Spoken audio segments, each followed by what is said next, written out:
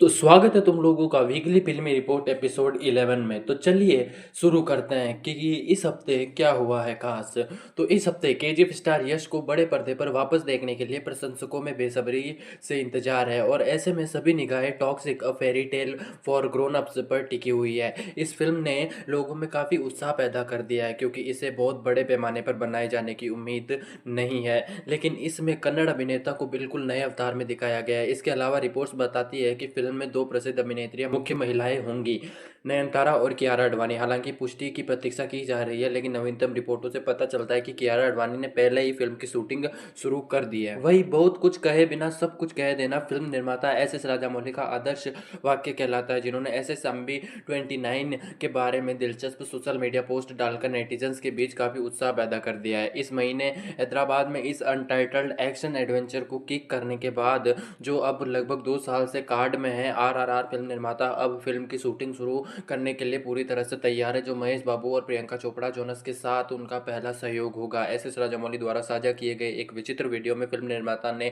महेश बाबू को बंद करने का एक रूपक संदेश साझा किया, जिसमें दिखाया गया है कि किसी एक शेर को पिंजरे में बंद किया गया है और उसके पास तेलुगु सुपरस्टार का पासपोर्ट है। उन्होंने अपने मजेदार पक्ष को दिखाते हुए एक शैतान चेहरे वाले इमोजी के साथ कैप्चर किया गया कैप्शन भी जोड़ा। वीडियो में शेर, जिसे महेश बाबू ने मुफासा द लायन किंग के लिए आवाज दी थी, पिंजरे में बंद है। ये दर्शाता है कि कैसे व्यस्त कार्यक्रम के बाद अभिनेता अब आखिरकार इस परियोजना के लिए बंद है और प्रतिबद्ध है, बिना किसी अन्य डायवर्जन के। तब्बू की आगामी परियोजना भूत बंगला अक्षय कुमार अभिनीत एक हॉरर कॉमेडी फिल्म है। इसका निर्देशन प्रियदर्शन ने किया है। ये फिल्म भूल भुलैया के बाद 14 साल बाद उनकी जोड़ी को फिर से साथ लाती है, जिससे काफी उत्साह पैदा होता है। कॉमेडी को रोमांचकारी तत्वों के साथ मिलाने की प्रियदर्शन की आदत के कारण इस फिल्म का बेसब्री से इंतजार किया जा रहा है। बंगला 2 अप्रैल 2025 को रिलीज होने वाली है। फिल्म के शेड्यूल के खत्म होने पर तब्बू ने अपनी पूरी टीम के साथ एक आकर्षक सेल्फी शेयर की है। उन्होंने तस्वीर को कैप्शन दिया, शेड्यूल खत्म होने वाला पोज, और टीम के साथ उनके तालमेल को लेकर प्रशंसकों में उत्साह बढ़ गया है। वही रविवार को जब पूरा देश गणतंत्र दिवस के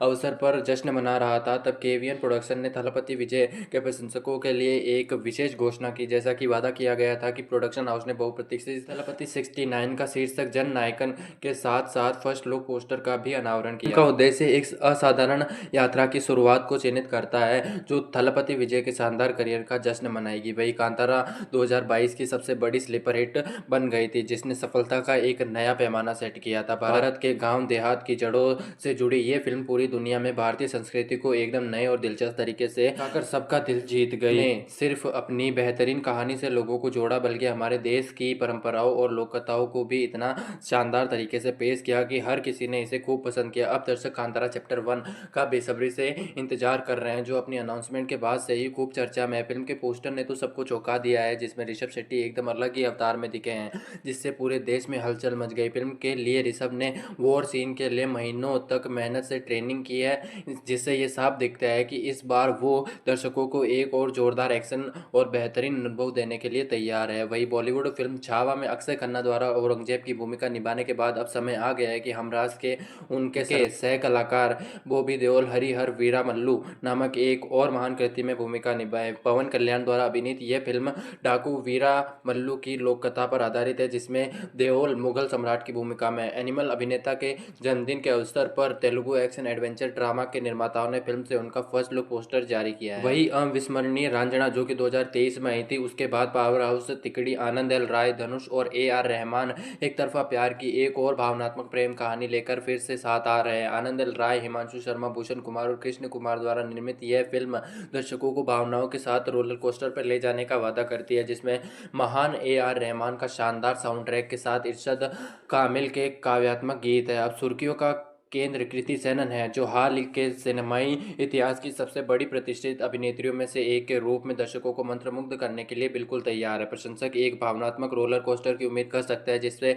सच्ची गहनता, परतदार कहानी और वे पल होंगे जो गहरी छाप छोड़ जाएंगे। इस उत्साह को बढ़ाते हुए फिल्म में कुछ शानदार और अविस्मरणीय डायलॉग है, जो रांझना की दुनिया से गहराई से जुड़े हुए हैं। हाल ही में जारी प्रोमो में कृति सेनन को एक रहस्यमय अवतार में दिखाया गया है, जो उनके पात्र की गहराई, इंटेंसिटी और जटिलताओं को पूरी तरह से दर्शाता है। बेहद खूब धुन अविस्मरणीय संगीत में यात्रा का वादा करती है। दिल को छूने वाले धनुष के पहले लुक के बाद यह शानदार नया खुलासा तेरे इश्क में की प्रत्याशा और दिलचस्पी को बिल्कुल नए स्तर पर ले जाता है। वहीं अगर सूत्रों पर विश्वास किया जाए तो प्रियंका चोपड़ा को एस राजामौली की महेश बाबू अभिनीत अनाम जंगल एडवेंचर की मुख्य भूमिका के लिए 30 करोड़ रुपए की भारी फीस मिलेगी, जो हिंदी सिनेमा में किसी भी महिला को दी जाने वाली अब तक की सबसे ज्यादा फीस है। वहीं सलमान खान के प्रशंसक ईद के मौके पर सुपरस्टार की एक और एक्शन फिल्म सिकंदर के साथ वापसी का जश्न मनाना बंद नहीं कर सकते। ऐसा लगता है कि उनके आगामी प्रोजेक्ट्स पर एक नया अपडेट निश्चित रूप से उनके उत्साह को बढ़ाने वाला है। मौजूदा रिपोर्टों के अनुसार सलमान खान जो AR मुरुगदोस की फिल्म के लिए पहली बार रश्मिका मंदाना के साथ स्क्रीन स्पेस साझा करेंगे। संभवतः इस फिल्म के सिनेमाघरों में आने से पहले ही उनके साथ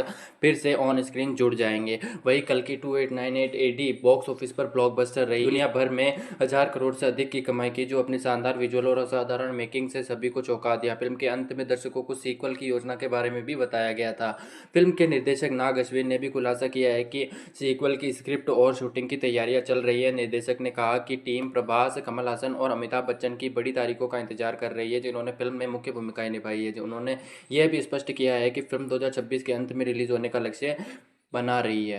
अब कंचना 4 की जानकारी सामने आई है, क्योंकि निर्माताओं ने इस बारे में जानकारी दी है। गोल्ड माइन फिल्म्स इस फिल्म का निर्माण कर रही है और निर्माता ने बताया है कि फिल्म की शूटिंग शुरू हो चुकी है, जिसमें पूजा हेगड़े मुख्य भूमिका में और नोरा फतेही फिल्म में अहम भूमिका निभा रही है। जैसा कि ऊपर बताया गया है कि कंचना 4 इस फ्रेंचाइज की सबसे बड़ी फिल्म होगी और अब यह एक अखिल भारतीय फिल्म होगी, यानी पैन इंडिया फिल्म। निर्माता ने यह भी पुष्टि की है कि OTT के लिए इसमें 8 सप्ताह की थिएटिकल विंडो होगी, जिससे यह हिंदी नेशनल मल्टीप्लेक्स में रिलीज होगी। वही रामचरण की आने वाली फिल्म R616 को लेकर पहले से ही काफ़ी चर्चा है। फिल्म के निर्देशक बुच्ची बाबू ने पहले ही फिल्म के 2 शेड्यूल पूरे कर लिए हैं और तीसरा शेड्यूल 29 जनवरी से शुरू हो चुका है, जिसमें शिवा राजकुमार शूटिंग में शामिल होंगे। वही विजय देवरकोंडा अपनी आगामी फिल्म VD14 में शामिल होने के लिए बिल्कुल तैयार है, जिसे अखिल भारतीय स्तर पर बड़ी फिल्म के रूप में योजनाबद्ध किया गया है। सभी को आश्चर्यचकित करते हुए बॉलीवुड अभिनेता अमिताभ बच्चन कलाकारों में नवीनतम जोड़ है। हाल ही में फिल्म का आधिकारिक तौर पर सेट वर्क के साथ शुभारंभ भी किया गया है।